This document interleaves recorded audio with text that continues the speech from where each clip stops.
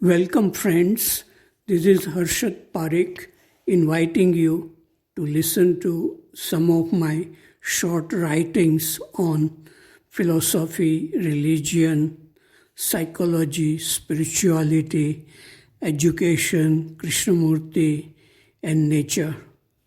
I hope you have attentive listening in good environment. This is audio tape number 28, article number 165. It is about questioning. Krishnamurti asked too many questions during his talks and dialogues with intellectuals. Many people who have been deeply influenced by Krishnamurti are also asking too many questions when they have dialogues with like-minded people. I found Krishnamurti's teachings very revealing about the intricate working of my own mind. I watched thoughts and feelings arising within me with intense curiosity. I did not ask questions to myself.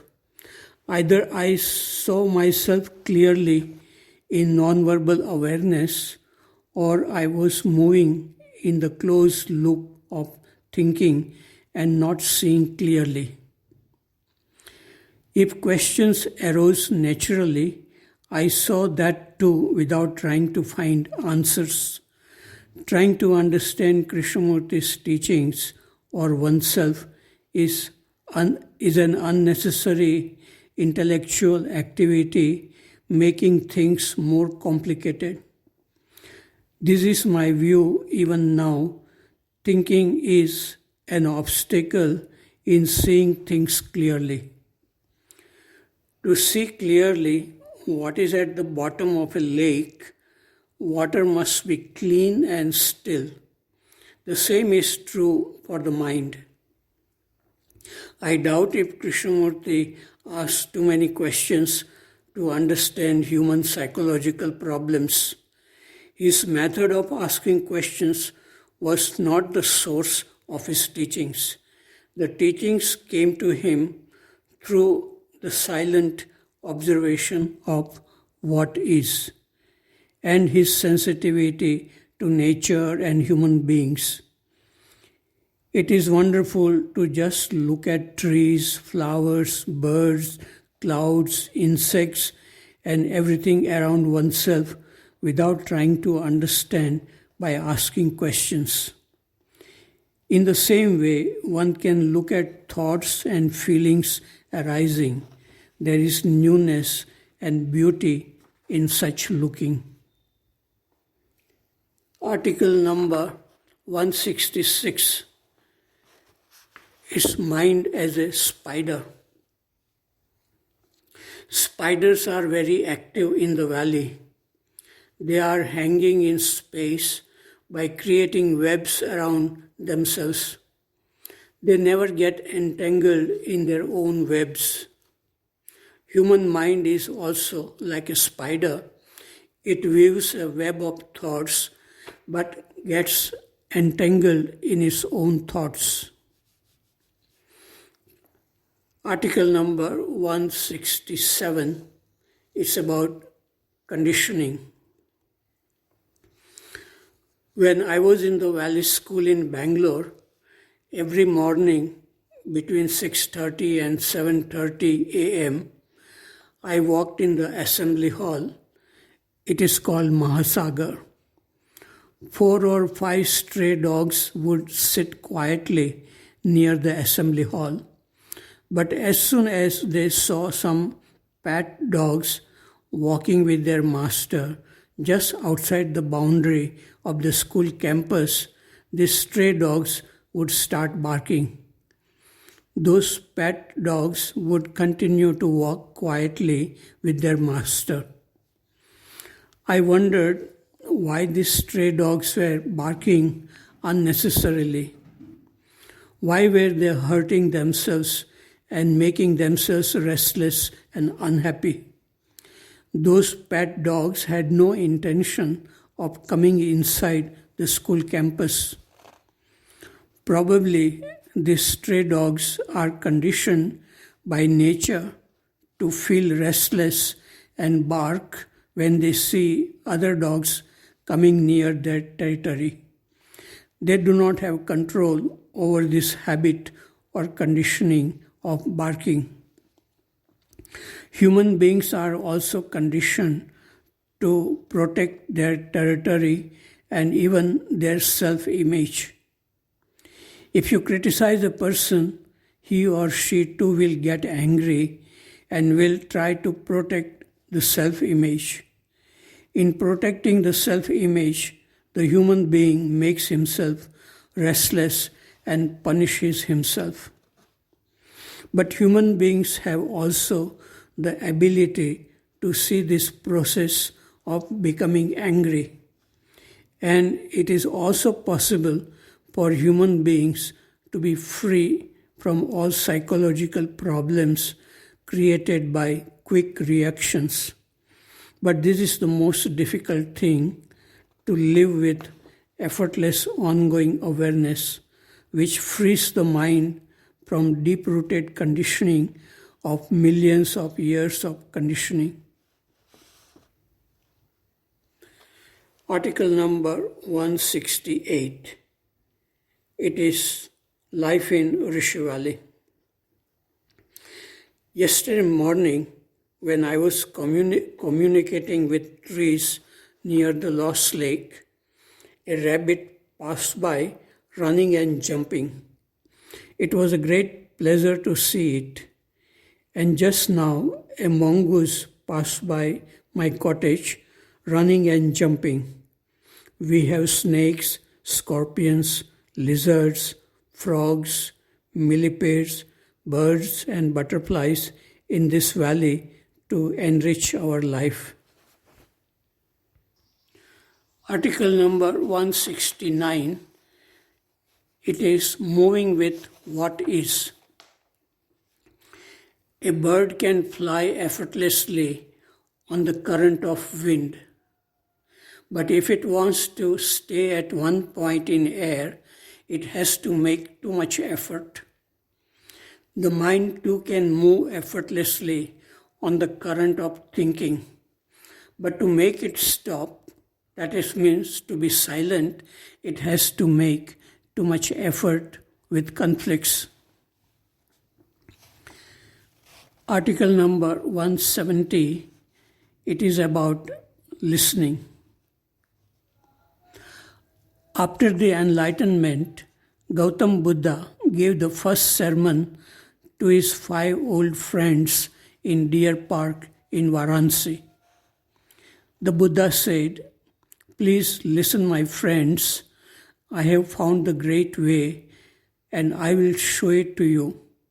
You will be the first to hear my teaching. This teaching is not the result of thinking. It is the fruit of direct experience. Listen serenely with all your awareness." While the Buddha was speaking, Kondana suddenly felt a great light shining within his own heart.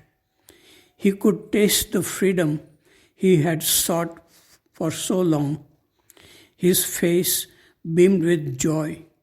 The Buddha pointed at him and cried, "Kondana, you have got it, you have got it." This I read in Thich Nathan's biography of the Buddha, Old Path, White Clouds. The important thing to understand is that thinking does not lead to direct experience. For direct experience of truth, the mind must be silent and alert or awake. There is no newness or freshness in thinking. Thinking and speaking may come from the direct experience, but that has a different quality than thinking and speaking coming from past knowledge and habit. Spiritual teachers who have direct insight are very rare. Kondana got it very quickly while listening to the Buddha, and the Buddha said it. Kondana did not listen through habitual thinking and interpreting of Buddha's words. It is possible to understand very quickly if the mind is silent and alert. One does not need to listen or read books for many years and think and discuss to grasp the essence of things, to get the direct insight into one's mind and freedom from suffering.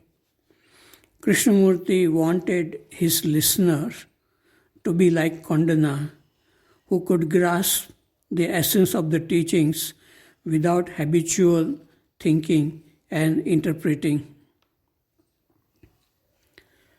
Article number 171. It is God is where you give your heart. Yesterday, one song was coming again and again to my mind. It is an assembly song in the Valley School in Bangalore. The music teacher, Bharti Akka, taught this song. Since this is a song with very good meaning and touches my heart, I like to share with friends.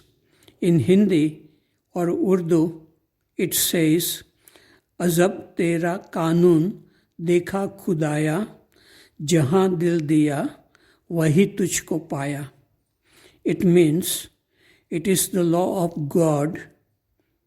Where you give your heart, that is where you found God. Dear friends, if you really love someone, not attachment or attraction, that is where you will see God. Article number 172, it is about death in nature. This is taken from my old diary dated April 5, 1994. This morning, up on the hill, I saw death of some ants. It was my mischief, and I feel sorry for it.